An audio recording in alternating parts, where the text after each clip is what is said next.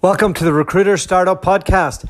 My name's Dualta, and in this podcast series, I'll be speaking to investors, advisors, entrepreneurs, and recruiters who are based all over the world, and we'll be discussing how to set up, scale, and operate a world-class recruitment company. Today's guest is Thomas Gallagher. He's a young chap that fell into the recruitment industry after managing a couple of bands and going on tour around the world. And he ended up in Rec2rec. And as is the danger of hiring somebody in Rec2rec, he set up his own company the following year. And he's doing quite well. So we had a good bit of a chat about that and about his plans for the future, how he wants to do things differently, how he feels he could retain people by offering maybe a bit more leeway in terms of where they have to be based and things like that. Stuff that I've thought about a lot and haven't nailed down which camp I sit on. So I hope you enjoy. And as always, this podcast comes to you from the good people at Interview. And I'm getting great success using their product and especially the intro messaging system, which we're using to tell everybody about all the fantastic opportunities we have in LA, in New York, in Sydney and Melbourne, and, more recently in London and Dublin. And it just adds a bit more of a personal touch, tracks who's opening it, and then I can work out, okay, are you ready for another message? Should I just try and call you? Have you responded? All those things. It just makes my life a little bit easier. I'm getting good response rates so far compared to the blanket messaging that I was doing before. So yeah, really enjoying using the product. And if anybody else has an amazing tech that I can use, let me know. I'm looking for sponsors for the podcast. Don't want any money. Just let me use your product so I can make more money in my recruitment business. And if it's as good as you say it is, I'm happy to promote it. Okay, so over to Thomas. Take care.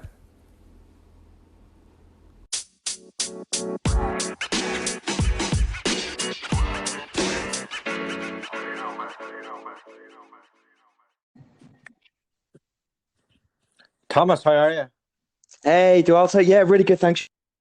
Not bad. I got my pump on with my personal trainer there, so feeling good. I had a bit of a boozy Father's Day, so needed to get it out of the way.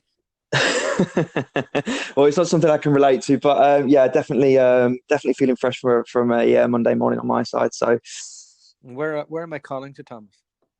I'm based in Manchester, rainy old Manchester, very drizzly. Wishing for the sun to come out, but I'm not being too hopeful, to be honest. Tell me this: how many Rec2recs in the northeast are there in total? Oh, I can't even count. Too many. I feel like it's the most densely populated area for Rec2recs in the world.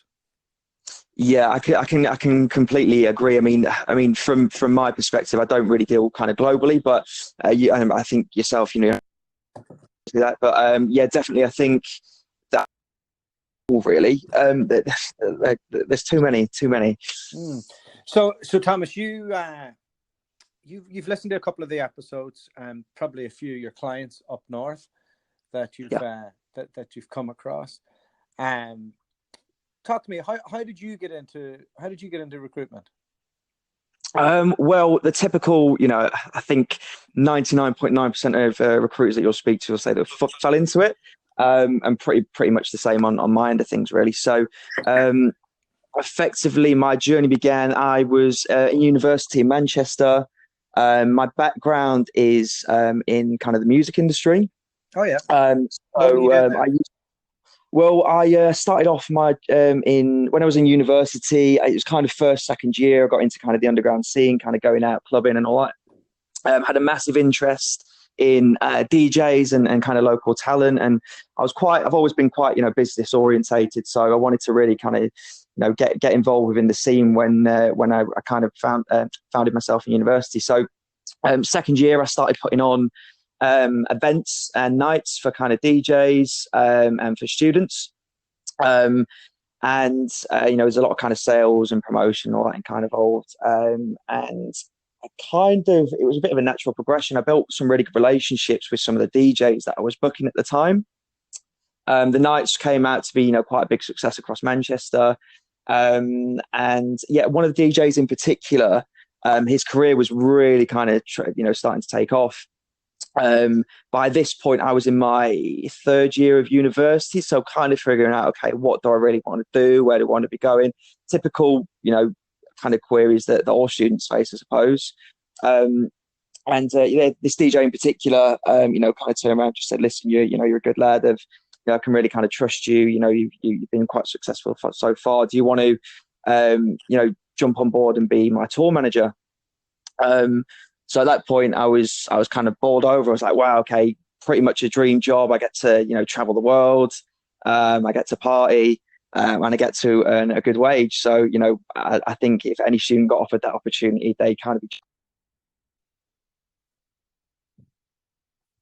and had an amazing time across the UK, across Europe, across parts of South America. And yeah, it was absolutely incredible, to be honest. Give me the craziest experience you had.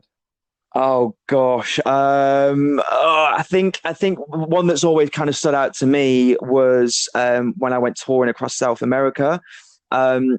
Very, very intense tours. I mean, a lot of people kind of say, oh, "Okay, you must have a great time touring. You get to see a lot of the world," which you do, but there's also a lot of time spent in airports.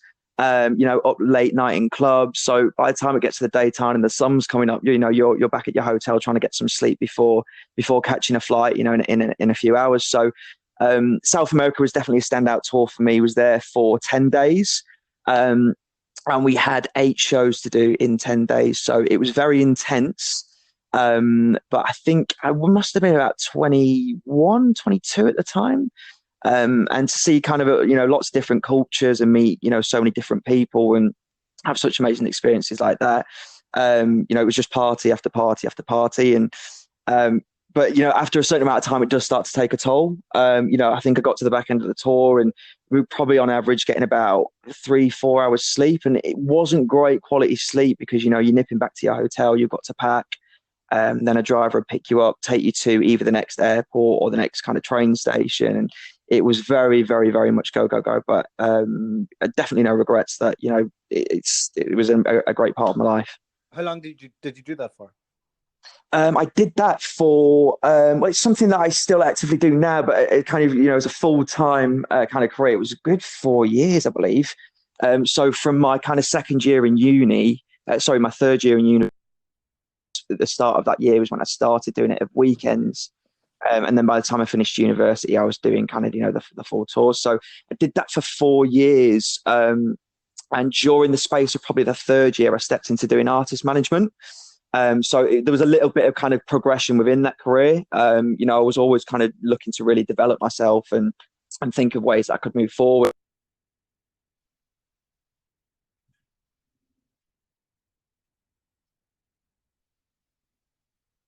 Before managing it, like I said, it was great, but I wanted to kind of really start building my skills and progressing into something else. So to start managing other artists that were on the kind of roster, which is kind of where the recruitment starts to come into it. So I was the middleman between the promoters kind of wanting to book DJs and liaising between the promoters, the DJ and the DJ's management.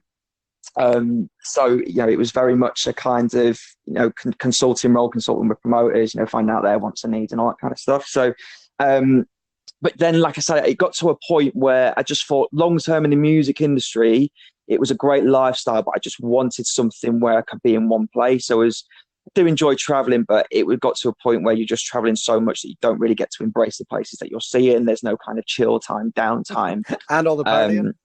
And I suffered a lot with anxiety just due to the lack of sleep that I was getting. And all the partying as well. I just kind of decided, I kind of just want to settling down a bit now and get a bit of a slower pace of life. So I relocated back to London at this time. from the back end of doing a kind of tour across Europe. And I kind of was just like, okay, where do I go from here? Like, I've not really got a clue how I can really kind of, transfer all these skills into, a kind of professional environment. And I was having a chat with one of my friends who works for Real Staffing within S3. He'd been really successful in the business. At this point, he was in his third year, and he was one of the top billers within the business. And I sat and had a good chat with him. He was like, "Oh, you really should get into recruitment, and you can earn all this money, and there's great progression, and I think all your skills are transferable." And I think at that point, I was like, "Okay, so recruitment. I didn't really know. I knew nothing about it at all." And from my perspective, I was just like, okay, so I just sit there interviewing someone, like, oh yeah, okay, that sounds interesting. And he kind of sat with me and just said, that's like just a small part of the job. And I started doing a bit of research into the role and kind of what businesses were out there and what opportunities were out there. And I kind of thought, wow, okay, this is perfect for what I kind of, I've got my past experience, which is completely transferable. It's exactly what I was doing within the music industry, pretty much. And this is something that I've been looking for. So, that's pretty much how I fell into recruitment. I started from that point researching different businesses in London, different sectors that I wanted to go into. Originally, I had my heart set on going into technology and IT. Just because of how lucrative it can be, and brilliant. Okay, what kind of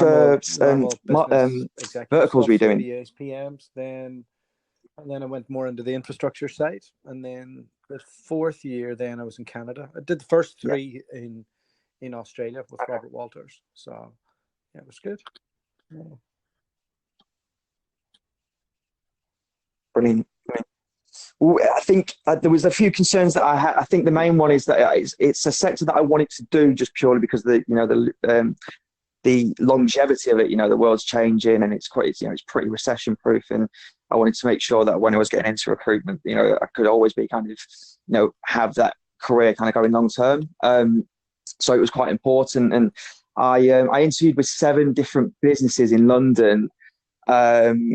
Which felt like an absolute boxing match to me, because I think each business that I interviewed with was probably about 3 or 4 different stages. I felt like I come out with a match with Tyson at each time, to be fair. So I definitely got put through my paces, and I think the main concern for them is, okay, you've got this kid coming from a music background. Why does he want to come into a professional industry? So I think they were a bit weary at first, and I think that's why I had so many different kind of stages with different kind of hiring managers and directors. Ultimately I did 7 interviews with 7 different businesses just to get a broad perspective on what different environments are out there, different sectors, different opportunities for progression within each business is very, very individual and unique. And I got 7 offers on the table, so I was pretty. I think mainly because they offered me obviously a market that I wanted to go into, which was great. And the environment was a massive thing for me. I think coming from a background, kind of the suits and tie, kind of thing wasn't really for me. Something that I've never really felt comfortable with in quite a corporate environment. And they were pretty dressed down, and their office was pretty chilled and unique, which personally for me meant kind of a lot going into that environment every day. So I accepted an offer with them. This was in London, but during kind of my, just before my start date, I had to relocate back to Manchester just for personal reasons. Member of my family wasn't too well, and I just kind of wanted to be in and around that. So luckily, very, very nice with the internal team at LHI. They kind of understood my situation and put me onto a Rec2rec in Manchester just to help me find a role, which I was very appreciative of. And then that is how I fell into Rec2rec with Madison Warner. So I think they kind of really looked at what I'd done in terms of the interview process in London and having a broad spectrum. I think they were kind of really impressed with the fact that for someone getting into recruitment to really kind of consider my options carefully and look at different environments and sectors and really kind of review everything so carefully. They had an office of 2 in Manchester at the time, and they were looking to start growing. And from kind of a trainee entry level point of view, they really wanted someone to come into the business and help other trainees and graduates kind of take their first steps into recruitment. And yeah, that is how the journey started for me. And what was like? That's obviously a very small room. Mhm. Very different to like. And when I started, I was like I was kind of given all these executive clients to go out and meet, and I had to go and regenerate the database and do a lot of that. I can imagine that. Was it all just grad stuff that you were doing at the start? Were you just like bulk interviewing, like? Yeah, it was pretty entry level. I mean, there was the director Alex Stockley I was working with. I've got massive respect for. He gave me a lot of kind of help and support and guidance while I was in the business.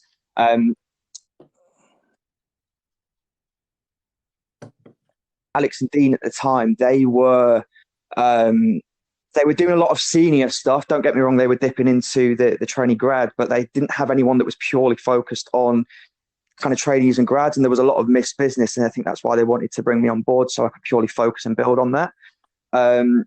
Which I think as well, obviously with me having no experience in recruitment, there's not a chance that it kind of would have been difficult for me to jump in and start advising, kind of someone with 3 or 4 years experience in advising them, kind of would have been a bit counterproductive. So I basically went in and set up kind of a really tight process for helping kind of prep graduates and trainees for interviews, because they are tough. There's a lot of competition within the industry of trying to land a job, and I think sometimes there are candidates out there with some amazing kind of experience, but they just need that help and support for actually how to present themselves in an interview and how to maybe kind of present their answers within interviews. It's something that's quite new and alien to them in terms of getting into a professional career, and I think that guidance and support is something that I could offer them, and something that I could relate to with them because I've been through the process myself so freshly. How does that work when 20 other people I think that just helped. Like I know at least 5 that are doing just that, graduate recruitment up there. Like it must just be like a person just must put their details on Reed, and then is it just everybody's like hounding them to get them in and lock them in?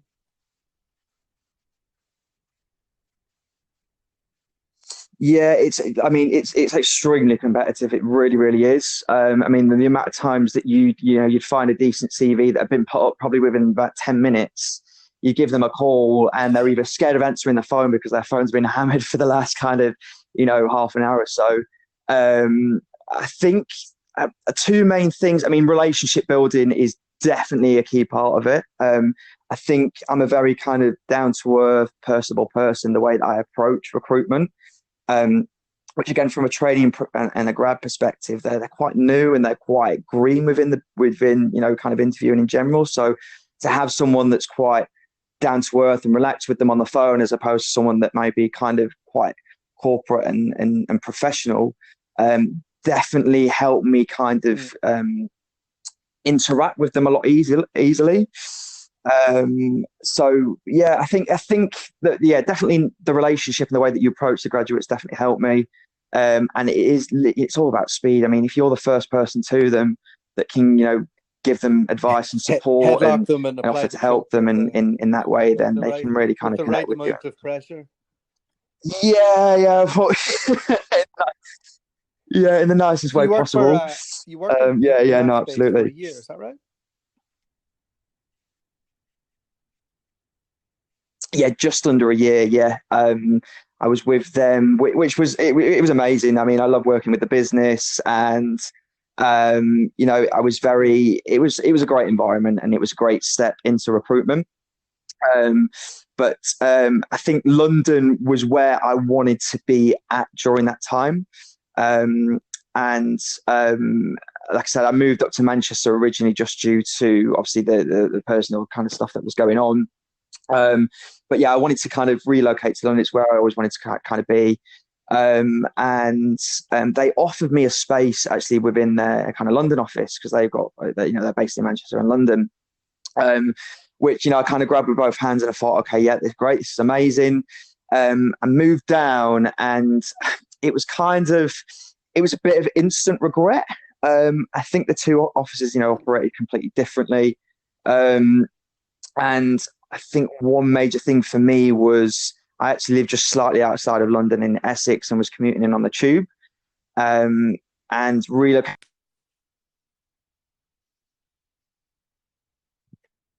as being like a sardine in a tin can.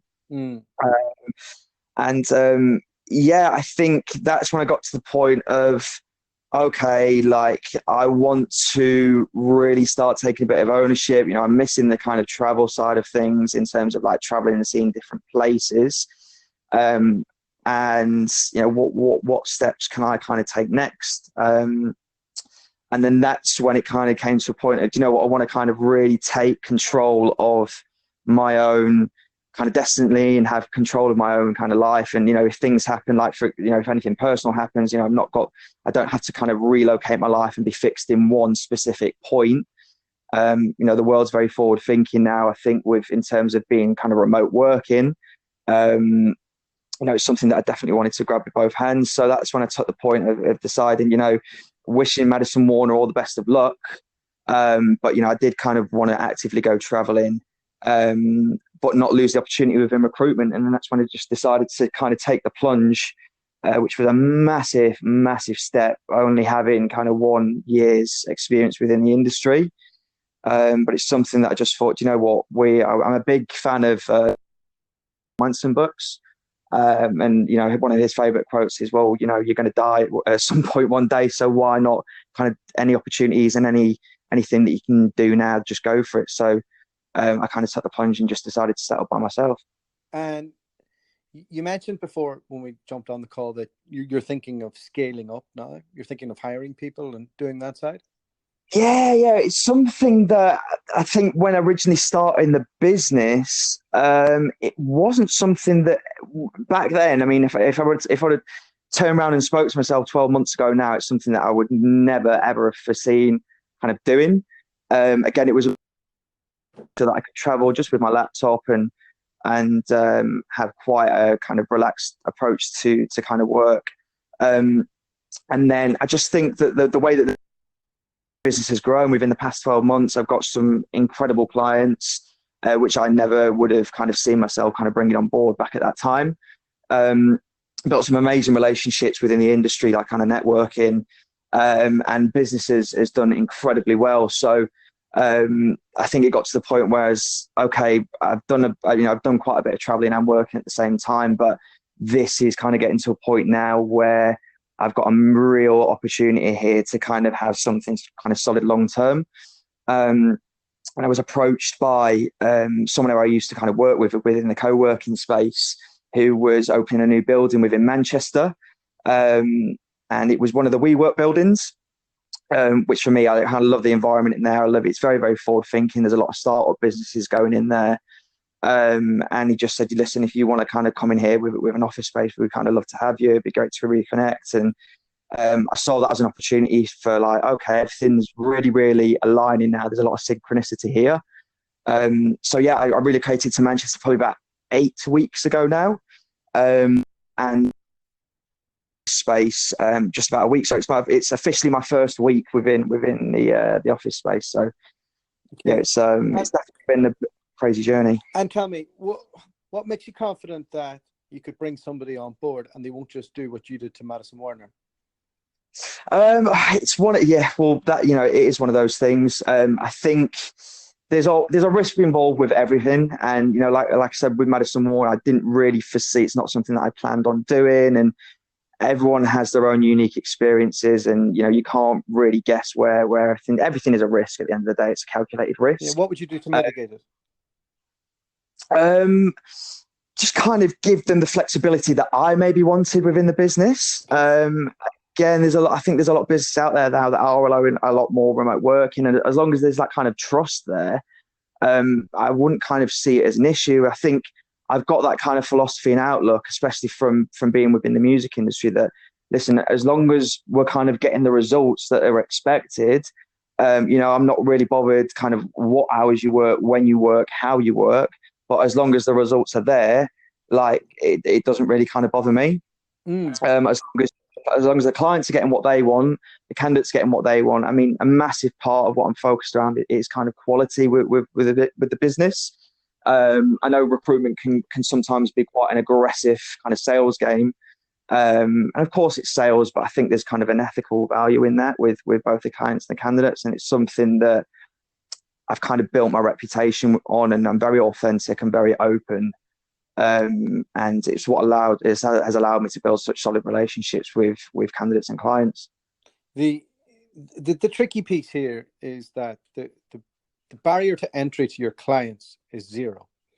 So they're not gonna just say, oh no, I'll just work with him.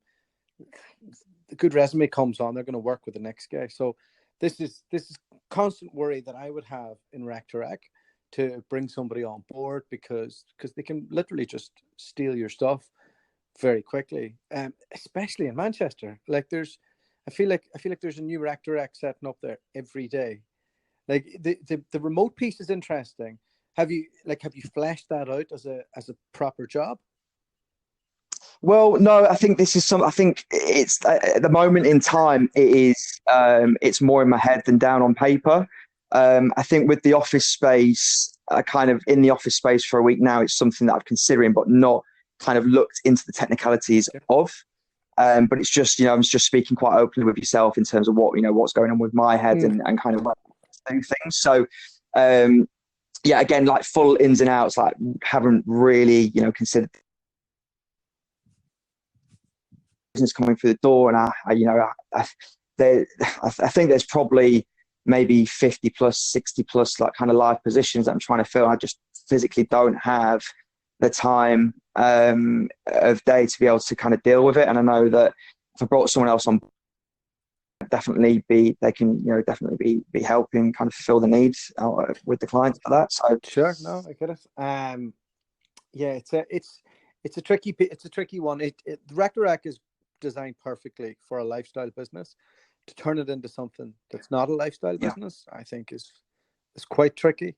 We're at that point now, so we've been going for over 4.5 years, and we spent the first 2 years traveling the world. So we were doing, as you said, like we were doing deals from Guatemala with our laptop, and then we drove around Europe, and we had a great time. And then when we started having kids, we had to get a bit more serious about it. So we're at that point now, is when we hire somebody, I'll hire somebody to support me. I've got a remote team already. So I've got 3 remote people working for me, but I'm going to hire somebody on site that maybe can be a bit more commercially driven. And it's taken us a while to get to this point to be confident of it, but I'm not sure I could even ever see it scaling past 5 or 6. Just the nature of it. It's a tough one. Have you ever thought of doing a different discipline outside of Rec2rec? I think definitely it's something that I definitely consider. I mean, it's obviously always interesting to hear your points of a point of view from someone who's been in the industry a lot longer, because I'm not going to make out I know everything. There's a lot of I'm learning kind of as I go quite effectively, and I'm not going to pretend to be the kind of know-it-all recruiter, but I think definitely something that I may look at, kind of something in artificial intelligence, robotics is something that I can definitely see, kind of really being massive in the future. So I think that's definitely something that I have been kind of dipping into. Cool. I think that this main year has just been about, it's been a massive test, really. I mean, I think every recruiter, I've heard a few recruiters refer to the kind of industry as champagne and razor blades. Very, very up and down. But I'm kind of proud of what I've achieved so far. Good on you. Really proud. And some parts haven't been easy. But again, I really kind of sit back and I think, gosh, to a year ago, I could have never really pictured myself as to where I'm at the moment. So I'm really just taking every day as it comes. I'm really enjoying the lifestyle. It's allowing me to kind of be flexible, which was the main reason why I wanted to go into it. And obviously it's still, like I said, I'm still part of the music industry as well. So it allows me that flexibility to still kind of maintain a career within music as well, which is important to me. It's about having that kind of balance of kind of passion and interest. And as long as I'm getting up every day, happy in what I'm doing, I really, really love what I do in recruitment. I really, really do enjoy it. So, it's a great outlook. I mean, I often wonder, did I spend too much time in the corporate world before I jumped in? And I don't think the opportunity was there to set up a recruitment business when I graduated from uni 1,000 years ago. But I think it's really cool that, you take a cup of coffee in the industry and then set up your own business, and then you're like, have the flexibility to do what you want, and now you've options in front of you. So fair play. Yeah, no, I appreciate that. Thank you for the kind words. I think opportunity, don't get me wrong, there was a lot of, I think before doing it, there was a lot of self-doubt and a lot of kind of, am I making the right decision? Have I made the wrong decision? But you've just got to have, like, no matter kind of how old you are or, what your background is or whatever you're doing, I think if you just maintain a lot of self-belief and a lot of self-confidence, everyone's got the same opportunities these days in terms of everyone's got a laptop, everyone's got a mobile phone. There's just so much opportunity there to be able to a life for kind of yourself. So I think if I was to give anyone any advice, would be, kind of just have some self-belief and kind of go for it. Well, brilliant, Thomas. Thanks so much for coming on the podcast. Oh, thanks for having me, Dualta. So much appreciated. It's been great having a chat. All right. Take care, pal. Take care. Bye-bye.